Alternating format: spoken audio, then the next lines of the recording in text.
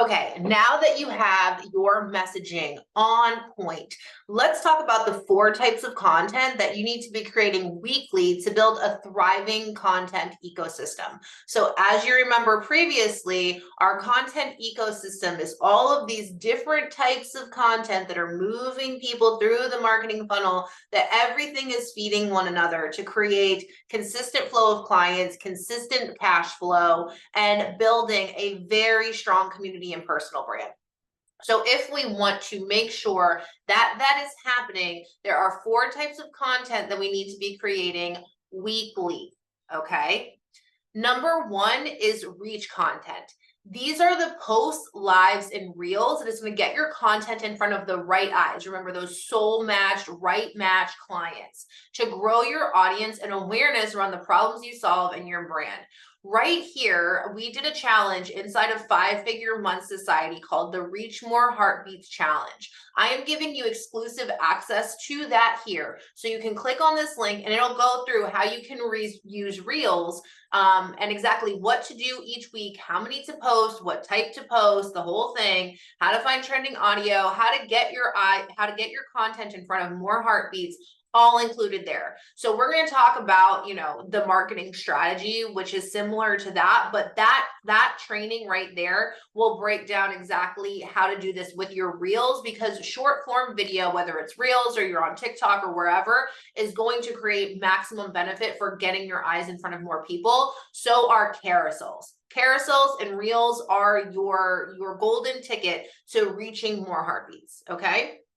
So we want to do that with our specific messaging and by highlighting problems, solving those problems, creating value content for people, as well as creating more of we're going to get into this in the styles a bit, but the shareable and savable content is going to be key for this as well. Number 2, nurture. You want to have your content that is nurturing. I went into this in the content ecosystem training. You understand how important having that nurturing content is.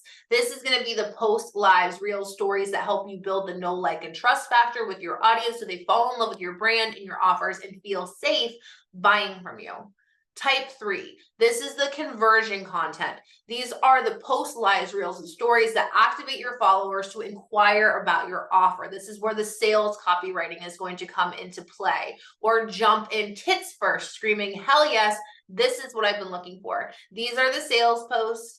These are the objection handling posts. These are the activation posts that we use through our sales copywriting that are going to convert people in. Okay, so this is not the only piece of content that we should be creating. And this is the mentality that a lot of us have, is like, I just need to write a post to make a sale. It's like, no, we do this strategically when we are launching and at different times during the launch. We're talking about different things. This is not a program around launching, but your content should be talking about that, or your content should be including conversion content along with these other types. Type 4 is brand building. These are the posts that are centered around your brand beliefs, your mission, your values, and your personality. Remember, personal brand is very important to cultivate a community and increase that brand loyalty and advocacy, where people are now telling others about you.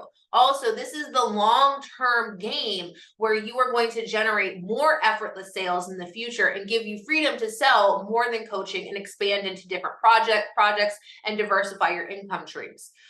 Remember, this is what creates the die-hard and loyal fans. So now under each type of content, there are styles of content, and you're going to use these different styles to create diversity in your content on your feed and in your stories to speak to different buyer types and who are different places in the client journey. They also give you leverage to maximize your archetype, which you're going to learn in phase 2. After you understand these types of styles, how to write them, the copywriting tools, and the strategies that you need, then we're going to talk about your marketing archetype. And that marketing archetype is going to be, we're going to highlight, once you figure out what your marketing archetype is, what pieces of content, what styles of content really work best for that archetype. So this is going to give you some focus in the styles of content, because in the next training, I'm going to break down what those styles of content are. And there are quite a few. And you're going to see, I make all the styles of content, but what makes it different is my marketing archetype is embodied and my brand voice is shining through, which you're going to learn how to do as well.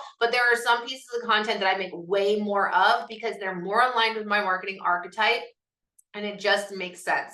And now keep in mind, you know, you want to be creating all different types. You don't have to only stick to those styles. You want to find what works for you and what's landing for your audience, because it's not just about you. It's about what's landing for your ideal clients and what's working. So again, coming back to our scientist mindset of being like, what's working, what's not. This is all an experiment. How can I collect the data and find what's working? Because you're going to find that maybe you thought that your educational content was the most valuable in your content strategy, but ultimately your insights are saying differently and your conversions are saying differently, that when you write this other style of content, it's getting more saves, it's getting more shares, it's getting more website clicks, it's getting all of the things. And people are actually reaching out from it. Another thing I always like to ask, what made you reach out? What post resonated with you? Or what was it that made you reach out to me? This is going to give you feedback on what was it specifically that led to the person reaching out, because that person reaching out is an inbound lead. When we have inbound leads, we want to pay attention to what is making that happen, because this is going to make our life a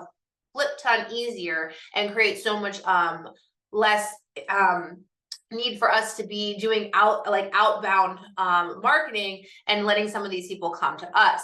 Each style has a different energy, although it may have the same intention. Remember that. Experimenting to find your favorite style is how you create a standout brand presence. So let's go ahead, take this in, download the Reaching More Heartbeats challenge, print this out, write it down, put it somewhere, and make sure that you have this so you are creating these different types of content every week.